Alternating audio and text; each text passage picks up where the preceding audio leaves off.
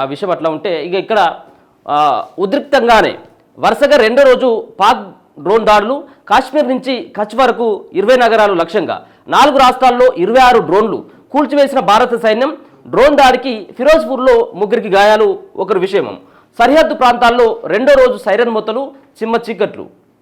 ఇక భారత్ పాకిస్తాన్ సరిహద్దు ప్రాంతాల్లో వరుసగా రెండో రోజు కూడా ఉద్రిక్త పరిస్థితులే కొనసాగుతున్నాయి. జమ్మూ కాశ్మీర్ నుంచి గుజరాత్ వరకు సైరన్ మోతలు వినిపిస్తున్నాయి. రాజస్థాన్లోని జైసల్మార్, బోధ్పూర్ సహా జమ్మూ నుంచి పంజాబ్ వరకు చాలా ప్రాంతాల్లో బ్లాక్అవుట్ కొనసాగుతుంది. ఇళ్లల్లోనూ బయట లైట్లు ఆర్పేయడంతో చిమ్మ చీకట్లు కొనసాగుతున్నాయి. అదే సమయంలో పాకిస్తాన్ తన దుర్బుద్ధిని పోనిచ్చుకోలేదు. జమ్మూ కాశ్మీర్, పంజాబ్, రాజస్థాన్, గుజరాత్లోని 20 నగరాల్లో సైనిక స్థావరాలను లక్ష్యంగా చేసుకుని శుక్రవారం రాత్రి కూడా పాకిస్తాన్ డ్రోన్ దాడులు చేసింది. మరోసారి రెచ్చగొట్టే చర్యలకు పాల్పడింది. బారాముల్లా నుంచి భుజ్ వరకు 4 రాష్ట్రాల్లో 26 డ్రోన్ దాడులు చేసింది. వాటన్నిటినీ భారత్ అడ్డుకుని కూల్చివేసింది. వీటిలో శ్రీనగర్ విమానాశ్రయం, దక్షిణ కాశ్మీర్లోని అవంతిపుర,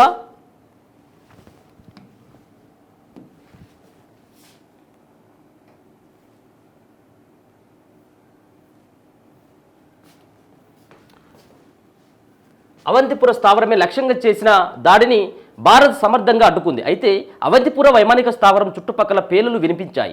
పాకిస్తాన్ డ్రోన్ను గగనతలంలోనే పేల్చేయడంతో బారాముల్లాలో ఆకాశం అరుణవర్ణాన్ని తలుపులించింది. పాక్ డ్రోన్ బాంబు దాడిలో పంజాబ్లోని ఫిరోజ్పూర్కు చెందిన కుటుంబంలోని 3 శుక్రవారం రాత్రి గాయపడ్డారు. వారిలో ఒకరి పరిస్థితి విషమంగా ఉంది.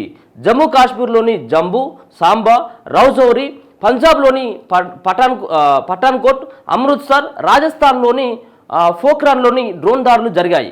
కుఫ్వారా, సాంబా, పుంచ్, యూరి, నౌగం, హన్వర్రాల్లోని నియంత్రణ రేఖ వెంట భారీగా శతజ్ఞ గుళ్ల వర్షం కురిపించింది. అలాగే జమ్మూ పఠాన్కోట్లో రెండో రోజు సైరన్లు వినిపించాయి. చిమ్మ చీకట్లు నెలకొన్నాయి. అమృత్సర్లోని భారీగా కాల్పులు జరిగినట్లు తెలిసింది. డ్రోన్లు తిరగడం కనిపించింది. జమ్మూ కాశ్మీర్, పఠాన్కోట్, ఫిరోజ్పూర్, బైసల్మార్లోనూ పేలులు వినిపించాయి. పంజాబ్లోని గురుదాస్పూర్, తరణ్ వాసులు కూడా తమకు పేలులు వినిపించాయని చెప్పారు. వరుసగా రెండో రోజు కూడా బైసల్మార్లోని డ్రోన్ దాడులను మన దళాలు అడ్డుకున్నాయి. ఇక భారీ పేలులు తమకు వినిపించాయని జమ్మూ కాశ్మీర్ సీఎం ఓమర్ అబ్దుల్లా తెలిపారు. అప్పుడప్పుడు భారీగా పేలుల శబ్దాలు వినిపిస్తున్నాయి. అవి భారీ శతజ్ఞులు కావచ్చు. ప్రజలందరికీ విజ్ఞప్తి చేస్తున్నా ఎవరూ వీధుల్లో తిరగొద్దు, మరికొన్ని గంటల పాటు ఇళ్లల్లోనే ఉండండి, వదంతులను నమ్మొద్దు అని ఎక్స్లో పోస్టు చేశారు. అలాగే ఇళ్లల్లో లైట్లను ఆర్పేయాలంటూ మసీదుల్లోని లౌడ్ స్పీకర్ల ద్వారా ప్రకటిస్తున్నారు. మరోవైపు జంబూ, సాంబా జిల్లాలోని సుచత్గఢ్, రామ్గఢ్ సెక్టార్లలో చొరబాట్లకు అనుకూలంగా భారీగా గుళ్ల వర్షం మొదలైంది. ప్రస్తుత పరిస్థితిపై తమలో భయాందోళనలు నెలకొన్నాయని, అయినా పాకిస్తాన్ కుట్రలను మన సైన్యం తిప్పుకొడుతుందన్న భరోసా ఉందని పఠాన్కోట్లో స్థానికులు చెప్పారు. అమృత్సర్లో లోహ శకలాలు. అమృత్సర్లోని చేదువాల్ గ్రామంలో స్థానికులు లోహ శకలాలను గుర్తించారు. అవి క్షిపణి భాగాలుగా అనుమానిస్తున్నారు. స్థానిక పోలీసులు దానిపై సైన్యానికి సమాచారం ఇచ్చారు. దర్యాప్తు తర్వాత వివరాలు వెల్లడవుతాయని వారు వివరించారు. అలాగే కచ్ జిల్లాలోని మారుమూల ఖౌడా గ్రామంలో డ్రోన్ శకలాలను గుర్తించారు. అలాగే పాకిస్తాన్కు చెందిన పలు సైనిక పోస్టులను మన దళాలు ధ్వంసం చేశాయి. సంబంధిత వీడియోలను భారత సైన్యం విడుదల చేసింది. రాజస్థాన్ జైసల్మార్ జిల్లాలోని కిషన్గఢ్ ప్రాంతంలో శుక్రవారం ఉదయం బాంబులా ఉన్న దాన్ని గుర్తించారు. ముందు జాగ్రత్త చర్యగా ఆ ప్రాంతాన్ని దిగ్బంధించారు. ఆర్మీ నుంచి నిపుణులు వచ్చి దాన్ని పరిశీలిస్తూ ఉన్నారు. సో ఒక పక్కన ఇప్పటికీ కూడా నిన్న ఏదైతే మనకు మొన్నటి నుంచి స్టార్ట్ అయిపోయిందో నిన్న ఈ రోజుకు 3వ రోజు ఎక్కడ కూడా ఆర్మీ సంబంధించినటువంటి పాకిస్తాన్ ఆర్మీ ఇప్పుడు కవ్వింపు చర్యలకు పాల్పడుతూ భారత్లో ఇప్పుడు ఒకరిద్దరిని చంపిన లేకపోతుంటే మరో పక్కన ఆర్మీ జవాన్లను కావచ్చు విమానాశ్రయంలో 1-2 చోట్ల పేలులు కనుక వాళ్ళు అనుకున్నటువంటి తీరుగా పేలులు జరిపితే ఇక వాళ్ళకి అది సరిపోతుంది అంతేగా. అంటే ఒక రకంగా శునకానందం పొందాలన్నటువంటి ప్రయత్నం పాకిస్తాన్కు సంబంధించిన ప్రభుత్వం అక్కడ ఉన్నటువంటి ఆర్మీ చేస్తూ ఉన్నది. సో దాన్ని ఆ డ్రోన్లు ఎగరేస్తేనో మిస్సైళ్లతో దాడి చేస్తేనో పాక్కు సరైనటువంటి గుణపాఠం చెప్పేటువంటి విధంగా మన సైన్యం దగ్గర అన్ని ఆయుధాలు అన్ని ఏదైతే వాటిని పేల్చేసేటువంటి అన్ని సంబంధించినటువంటి ఆయుధాలతోటి భారత్ అంతా సిద్ధంగా ఉన్నది.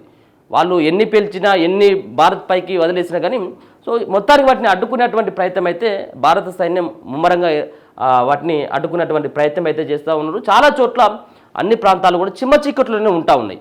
ఇప్పుడు ఏదైతే ఆ సరిహద్దు ప్రాంతంలో ఉన్నటువంటి ఆ ఏరియాలు ఏవైతే ఉన్నాయో వాటిలో ఒక పక్కన కరెంటు ఉండట్లేదు, కరెంటు తీసేస్తూ ఉన్నారు, మరొక పక్కన చిమ్మచీకట్లను ఉండాల్సి వస్తూ ఉన్నది. బాంబుల శబ్దం, మిసైళ్ల దాడులు, పెద్ద పెద్ద విమాన శకలాలు సైతం గ్రామాలలో పడడంతో కొంత అక్కడ ఉన్నటువంటి ప్రజలంతా కూడా కొంత భయాందోళనకు గురవుతున్నప్పటికీ మీరు ఎక్కడ కూడా నిశ్చింతంగా ఉండండి. కన్ఫామ్గా అది ఏదైనప్పటికీ కూడా మీ పైన అటాక్ జరగదు, ఖచ్చితంగా వాటిని అడ్డుకుంటామని చెప్పేసి భారత సైన్యం అయితే హామీ ఇస్తూ ఉన్నటువంటి సందర్భం కనబడతా ఉన్నది. ఇంకా మరి అది ఎన్ని రోజులు ఉంటుంది, ఈ ఆపరేషన్ సింధూర్ పేరు మీద చేపట్టినటువంటిది అనేది ఇప్పటివరకు అయితే తెలియదు. ఇది ఇంకా ఫుల్ స్టాప్ అయితే పడలేదని నిన్నే ఇంకా జరుగుతూనే ఉంటుంది, ఇది కంటిన్యూ ప్రాసెస్ అని చెప్పేసి నిన్న రాజ్నాథ్ కూడా కేంద్ర మంత్రి అయినటువంటి రక్షణ మంత్రి అయినటువంటి రాజ్నాథ్ సైతం కూడా నిన్న ఆయన చెప్పడం జరిగింది. ఇగో కూల్చాం, నిర్వీర్యం చేశాం. గురువారం ఒక్కరోజే 300 నుంచి 400 టర్కీ డ్రోన్లతో దాడికి పాక్ యత్నం. కాశ్మీర్లోని లేహ్ నుంచి గుజరాత్లోని సర్క్రిక్ దాకా 36 నగరాల్లోని సైనిక శిబిరాలే లక్ష్యం. అత్యధిక డ్రోన్లలో ఎలాంటి ఆయుధాలు లేవు. మన ఎయిర్ డిఫెన్స్ వ్యవస్థను పరీక్షించడానికే శిథిలాలపై దర్యాప్తు, మరిన్ని ఆధారాల సేకరణ, పౌర విమానాలను పాక్ అడ్డు పెట్టుకుంటుంది. మీడియాతో విక్రమ్ మిస్రీ, సోఫియా ఉయమిక. జమ్మూలో చొరబాటుకు ఉగ్రవాదుల యత్నం, 7గురిని హతమార్చిన బీఎస్ఎఫ్. నిన్న ఏదైతే ఉగ్రవాదులు మరోసారి జమ్మూలోకి చొచ్చుకురావాలని చెప్పేసి ప్రయత్నం చేస్తుందో వాళ్ళని మరి బీఎస్ఎఫ్ సంబంధించినటువంటి ఫోర్సు వాళ్ళని అంతమొందించినటువంటి ఒక వార్త చూసుకోవచ్చు. ఇంకో భారత దాడులతో కరాచీ పోర్టు దెబ్బతినింది. పోర్టు ట్రస్ట్ అధికారిక ఎక్స్లో పోస్టు, తర్వాత మాట మార్చి మరో పోస్టు. తమ ఖాతా హైక్ అయిందని, పోర్టు సురక్షితంగానే ఉందని వివరణ. రుణాలతో ఆదుకోవాలని అంతర్జాతీయ భాగస్వాములకు పాక్ వినతి. ఎక్స్లో ఆ దేశ ఆర్థిక శాఖ ఖాతా హ్యాక్ అయిందని ఆ తర్వాత వెల్లడి. ఇగో కరాచీ పోర్టు ట్రస్ట్ అఫీషియల్ సంబంధించినటువంటి పోస్టు. ఇక పాక్ IMF రుణం 100 కోట్ల డాలర్ల విడుదలకు ఓకే, భారత్ అభ్యంతరం. ఉగ్రవాదానికి ఊతమిచ్చే దేశానికి అప్పిస్తే తప్పుడు సంకేతాలు వెళ్తాయని హెచ్చరిక, ఓటింగ్కు దూరం. ఇక IMFకి మొన్న ఏదైతే 50,000 కోట్ల రూపాయలకు సంబంధించినటువంటి రుణం ఇవ్వబోతా ఉంది. వాళ్ళతోటి IMFకి మేము విజ్ఞప్తి చేస్తూ ఉన్నాం, ఉగ్రవాదులను పొంచి పోషించేటువంటి ఆ దేశానికి ఇవ్వకూడదు రుణాలని చెప్పేసి ప్రధాని మోదీ గారు మొన్న ఒక 10 రోజుల క్రితం అనుకుంటా, 10 రోజుల క్రితం, వారం రోజుల క్రితం ఆ సంబంధించినటువంటి దానిపైన వాళ్ళతోటి సమాచారం కూడా అందించడం జరిగింది. అయినప్పటికీ కూడా IMF 100 కోట్ల డాలర్ల విడుదలకి సుముఖంగా ఉన్నట్టుగా తెలుస్తూ ఉన్నది. మరి దీనిపైన మరి ఇప్పటికే భారత్ అభ్యంతరం చెప్పిందట.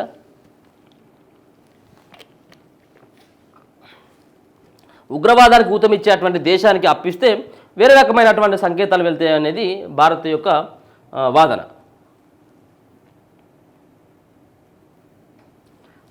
ఇగో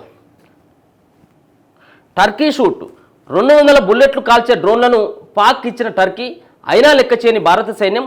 పాక్ డ్రోన్లను, క్షిపణుల్ని అద్భుతంగా అడ్డుకుంటున్న మన ఎయిర్ డిఫెన్స్ అట. ఏది టర్కీ ఇస్తూ ఉన్నది, పాకిస్తాన్కు టర్కీ సహాయం చేస్తూ ఉన్నది అన్నట్టు. యుద్ధంలో ఒక పక్షం మరో పక్షాన్ని చాలా సులభంగా దెబ్బతీస్తే సైనిక పరిభాషలో దానిని టర్కీ షూట్ అంటారు. 19వ శతాబ్దం ప్రారంభంలో అమెరికాలో తుపాకులతో షూటింగ్ ప్రాక్టీస్ చేయడం కోసం టర్కీ పక్షుల్ని వాడేవారు.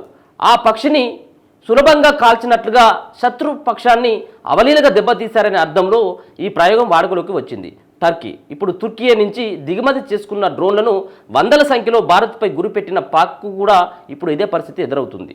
ఇగో తుపాకీతో కూడిన టర్కీ డ్రోన్, తుపాకీ పెట్టి సంబంధించిన డ్రోన్లని భారత్ మీదకి వదులుతూ ఉన్నదంటూ. తుర్కియా డ్రోన్లను, పాక్ క్షిపణుల్ని భారత ఎయిర్ డిఫెన్స్ వ్యవస్థలు సులభంగా దెబ్బతీస్తున్నాయి. పాక్ ప్రయోగించిన 90% పైగా ఆయుధాలను గాలిలోనే అడ్డుకొని పేల్చేయగలుగుతున్నాయి. భారత్లో 15 నగరాల్లో గల స్థానిక స్థావరాలపై గురువారం తెల్లవారుజామున పాక్ దాడులు చేసింది. ఆ తర్వాత గురువారం మధ్యాహ్నం నుంచి జమ్మూ, ఉదంపూర్ వంటి అనేక చోట్ల భారత సైనిక పోస్టులపై, చివరికి పౌర ఆవాసాలపై కూడా వరుస దాడులకు దిగింది. ఇందుకోసం పాక్ వివిధ రకాల డ్రోన్లు, క్షిపణుల్ని ఉపయోగించింది.